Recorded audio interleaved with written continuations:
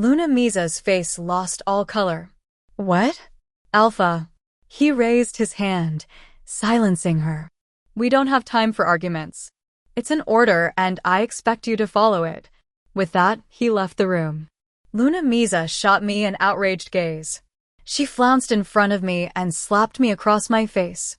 The stinging pain pulsed through my cheek like 1,000 needles, overwhelming my senses. Are you happy now? She snarled at me. You finally destroyed my family. You and your filthy blooded mother. I peered blankly at the floor. A mix of emotions crashed upon me, strangling my heart with their unforgiving claws. Her grip tightened on my broken arm as I stifled my cries into mere whimpers. For the first time in my life, I felt as if I deserved the pain. The royal doctor lowered his gaze. It was nothing new for him. After all, he was the one to heal me for 18 years after every time they broke me. He never asked about my wounds. All he did was treat me, keeping his mouth shut just like today. She grabbed my cheeks with her other hand, her nails dug into my cheeks. My eyes stung with tears at the pain. I clenched my jaws to arrest the sob in my throat. Useless and burdensome, as you always were. Mother. Xanthea burst into the room, breaking into tears. I don't want to marry them. I don't want to die. Mother, please do something. I had expected Xanthea to unleash her anger on me, but she clung to Luna, sobbing bitterly. We shared the same fear in that moment, and maybe that was what bound us. Nothing really matters when you can see your death right on your doorstep. Especially not when death was coming to marry you and take you away to the underworld as an offering. Another agonizing hour passed, with Xanthea's sobs and cries echoing the fatal silence of the palace. She was in another room, but I could hear her painful cries all the way to my room. I didn't know what the royal doctor had injected into my hand, but the pain had lessened. I gently cradled my broken hand, wanting to feel relief, but restlessness gnawed at my chest with every passing second. The air inside and around the palace was thick with a kind of fear that came with the threat of an impending tsunami. A fear of destruction with no escape. All we could do was let the tsunami pass and hope to still be alive once it had. I was left alone in the room, forgotten now that everyone's attention was on Xanthea. The sound of the clock had become much more pronounced, and so did the hurried footsteps in the corridors. I rose from the bed and paced near the dressing table. I wanted to go back home to my mother, her diaries. Maybe then I would find some courage. My head snapped up as my room door creaked open. With bated breath, I looked at Nikolai, who wore a deep frown when he entered the room. But his face turned impassive as he took me in. His eyes widened in a daze as his gaze traveled down my body to my wedding gown, lingering on each detail. My heart hammered against my ribs. I didn't tell Alpha about my arm. I promise. He, sort of, found out on his own. I didn't tell him anything about you or the car thing.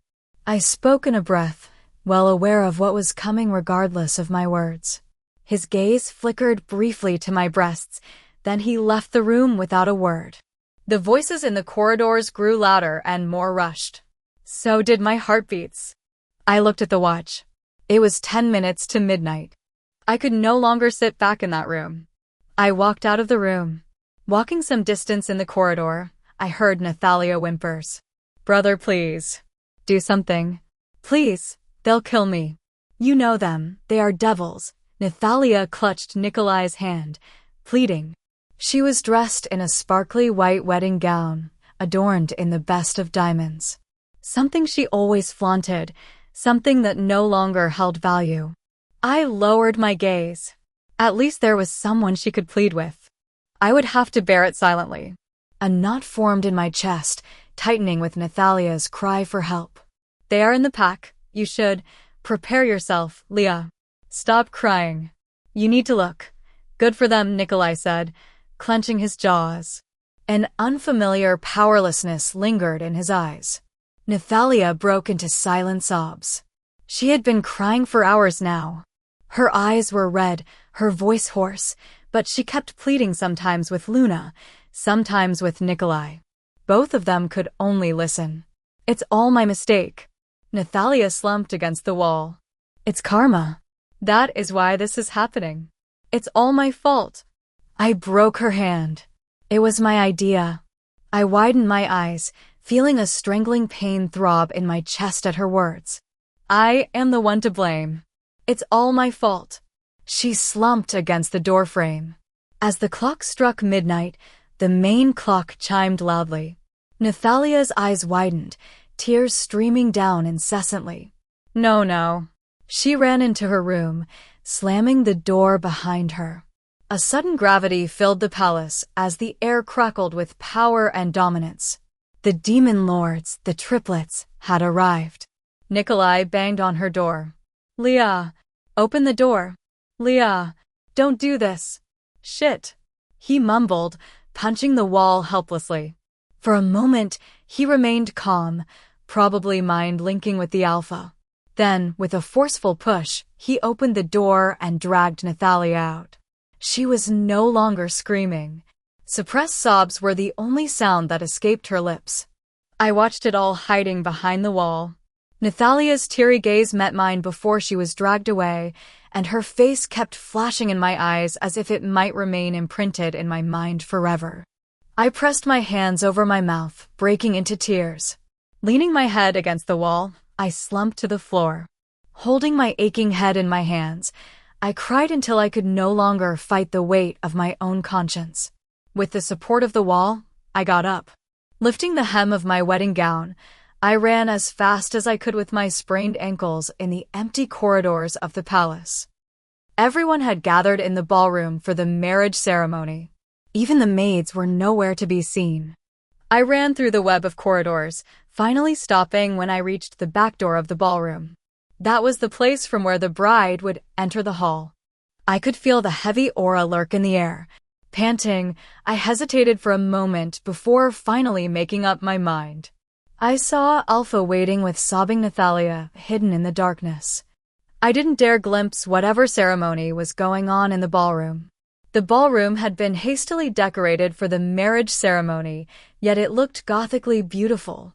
Dark clouds rumbled in the sky with thunder and lightning, adding to the frenzied ambience. The crowd surrounding Nathalia parted to make way for me. Luna Misa's bleary gaze fell on me, but she didn't react with hostility as usual. I stepped closer to them. Nikolai blocked my path to Alpha and Nathalia. What are you doing here? He spoke through gritted teeth. Came here to enjoy our suffering? I met his eyes, my voice unwavering. Only you can find happiness in someone else's suffering, not me. Nikolai frowned, rage dimmed in his eyes with a glimpse of tears. Gulping down the lump in my throat, I passed by him and everyone else until I was face to face with Nathalia and Alpha. I looked into Alpha's eyes. I offer myself to the demon lords. Please let Nathalia go, I said. The crowd seemed to gasp in unison. Nathalia stared at me in shock. Now enters the bride with Alpha Valdemir, a voice echoed from within the ballroom. Everyone stood frozen until Luna Misa yanked Nathalia away from Alpha. Thea, daughter. Alpha looked at me, his eyes unreadably warm. Raising my hand over my head, I pulled down the veil over my face. Lifting my right hand as high as I could, I placed my hand over Alpha's arm. Alpha didn't say another word. I had nothing to lose, and my death would be no one's loss. I never had a family. No one would cry at my death. I would no longer be the reason for someone's pain. If I was lucky, I might meet my mother. Maybe then I could apologize properly for disappointing her. In the end, I couldn't fulfill her dreams. The very day I had already lost everything that meant something to me. You can live with regrets, but guilt, it kills you every day you live. Mother's words flashed in my head. Nathalia stumbled to me, proffering the bouquet of forget-me-nots in my hand with her trembling hands. She dropped her gaze when I looked at her through the veil as I took the bouquet from her hand. I shut my eyes and inhaled deeply as the lights fell on me. Alpha held my hand gently as we strutted down the aisle. The ballroom filled with decent claps. My gaze remained fixed on the red carpet beneath my feet. My steps faltered halfway to the altar. A dark stain crawled from the hem of my gown all the way up to the fabric on my chest and sleeves, turning the white wedding gown into a black gown. Even the veil over my face had turned black. A shudder ran down my spine as the forget-me-nots in my hands turned into a bouquet of red spider lilies. I almost dropped the bouquet, my chest heaving faster. Steeling my heart and tightening my grip around the bouquet of spider lilies, I made my way to the altar. Alpha let go of my hand at the foot of the altar. 3 figures stood on the altar. Please download Novels Ago and search the code in the upper left corner to continue reading.